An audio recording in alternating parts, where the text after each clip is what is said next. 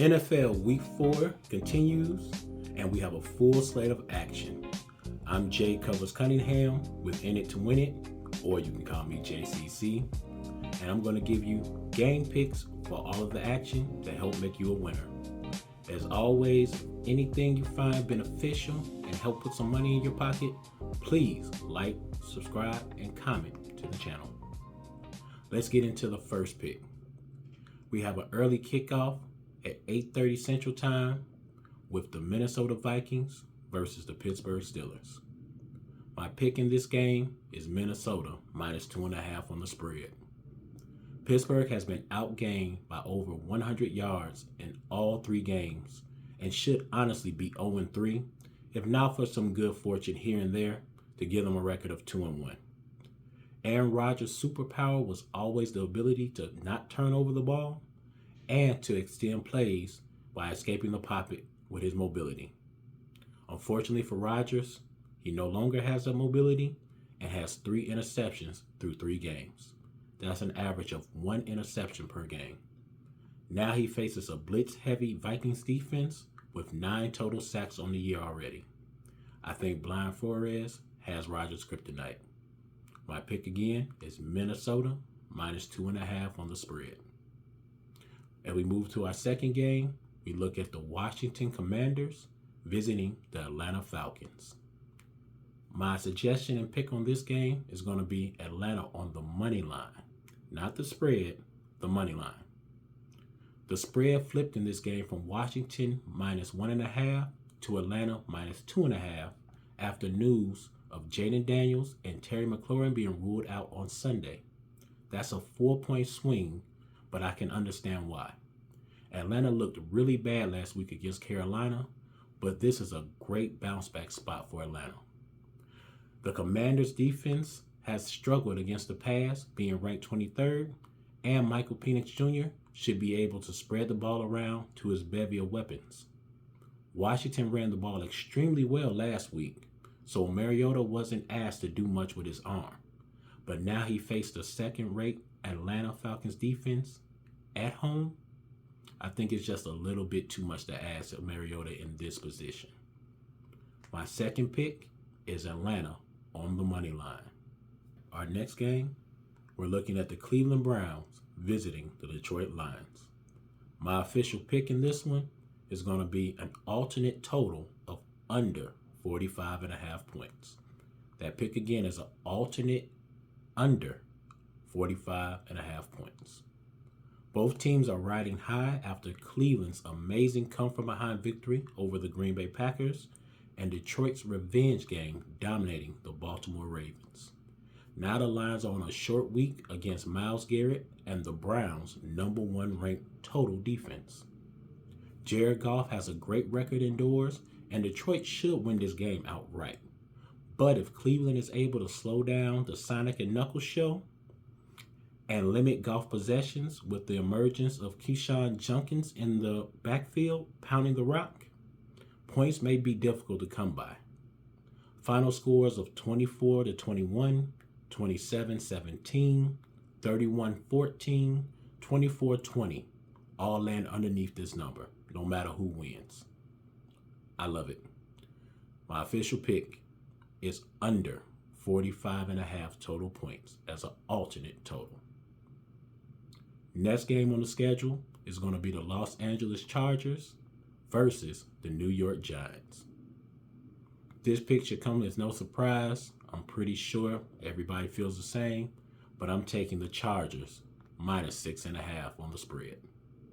The Jackson Dart era has truly begun in New York, and Dart should be able to help make this Giants offense look somewhat respectable.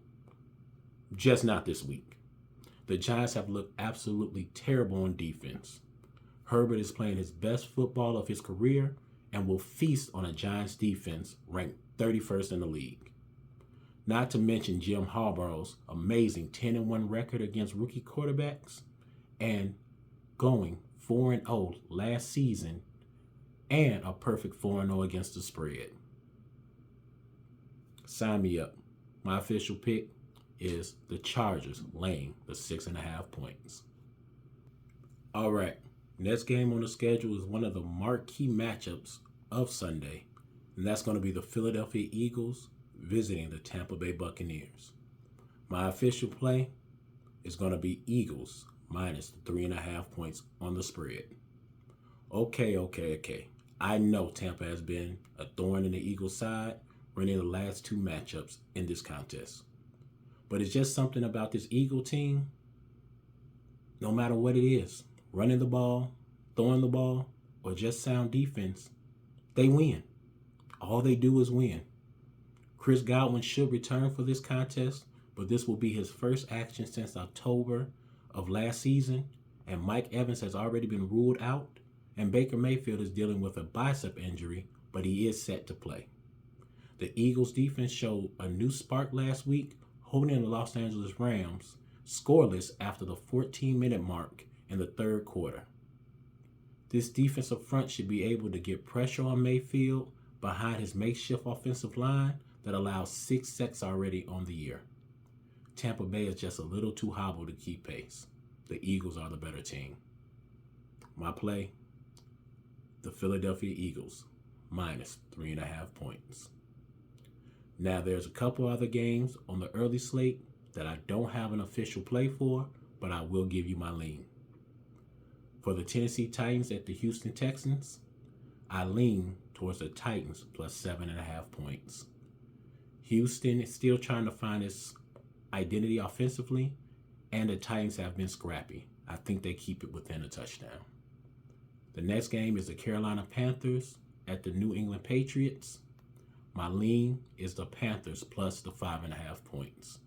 New England finds ways to lose games. Point blank simple. Drake May has looked well, but it's just something about the Patriots. They just get in their own way. And I think Bryce Young can do enough to keep this one within the number. Last but not least is the New Orleans Saints visiting the Buffalo Bills. Buffalo's going to dominate this game. And the spread is just a little too high. So I lean towards the two-leg parlay. And that's going to be the Bills minus 13.5 alternate spread combined with Josh Allen to throw over 1.5 passing touchdowns. Like I said, those are not official plays. Those are just my leans. Let's move on to the late slate of Sunday's action. All right. We're going to look at the Indianapolis Colts visiting the Los Angeles Rams. My official play, I love the Colts plus the 3.5. This feels like a coin flip game to me. Both teams have top 10 defenses and top 5 offenses. The Rams are 2-1 against the spread on the year, and the Colts are a perfect 3-0 against the spread. The Colts are hot right now, and I think that the Rams still might be questioning just how did they lose that game last week against the Eagles. I know I would be. I give the slightest edge to the Indianapolis Colts in this game. Getting a field goal with the hook has me completely sold. Stafford has been a little careless with the ball, throwing 2 interceptions, and the Colts have a +5 turnover differential, tying them for number 1 in the league. Jonathan Taylor leads the NFL in rushing and could find a few holes in this stout Rams defense. I'm going to take a sip of the Danny Dimes Kool-Aid, and I'm going to ride with the Colts plus 3.5. The next game on the slate is the Jacksonville Jaguars versus the San Francisco 49ers. The play that we're going to ride with is the San Francisco 49ers to win this game outright on the money line. This one's pretty simple. After seeing how bad Jake Browning looked against Minnesota, that's right, the same Jake Browning who led a comeback victory against this exact Jaguars team, I have absolutely no faith in Jacksonville. Their 2 wins are against the struggling Texans and the Carolina Panthers. Brian Thomas Jr. has done a complete disappearing act, and the Travis Hunter experiment hasn't quite landed yet. Purdy should be back, Jennings should return, McCaffrey, and Saleh's defense is in the top 5. 49ers win at home. Simple and plain. All right, the next game on the slate, we're looking at the Chicago Bears visiting the Las Vegas Raiders. My official play on this game is going to be the Bears plus 1.5. I have 3 key points to this game. Number 1, someone will be 2-2 when this game is over. Number 2, the Bears have a pulse on offense and showed a little of how this Ben Johnson offense could look going forward. And number 3, the Raiders are bad. And I mean really bad. Their run game is non-existent. Geno Smith has been sacked 12 times and has thrown 4 interceptions already on the season. The Raiders average 17.7 points per game. The Bears, 25.3. Enough said. The Bears reach 500 on the season. My official play, the Bears plus 1.5.